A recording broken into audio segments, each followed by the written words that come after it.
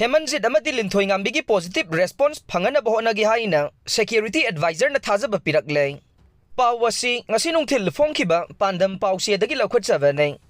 State asida mamang sahidagi hawduna thokliba irang asigi manungda kuki khulai paibasingna fakhraba matung mafam khangdana leiriba mahiroi anigi langla langjalgi matangda positive oiba response ama tha asigi kun fawbagi manungda Fanghannaba Hotnage Haina security advisor Kuldip Singhana mahiroi anigi imung manungda Thajaba Pirakle haire.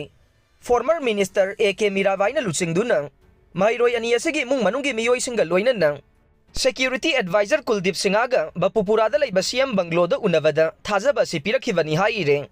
Security advisor unaruraba matung CM Banglo mamangda paummisingda A.K. Mirabaina phongdoklambada mahiroi Hemanjit Amadi Linthoingambigi matangda mafam khangdana leiragliba si sahi fazilaklei.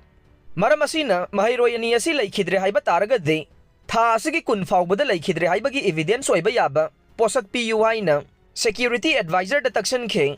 Security advisor ki maikay dagi chaliba tha asigi kun fawbagi manungda positive response Fanghannaba Hotnage haibagi Thajaba si pirakhibanai.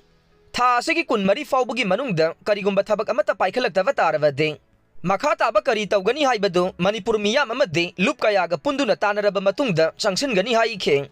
Amaromda mahiroi ani asigi case ka mari lainana CBI ki Director General dasu Governor ki khuthangda chithi ama iragani haina A.K. Mirabaina paummisingda phongdoklamkhe.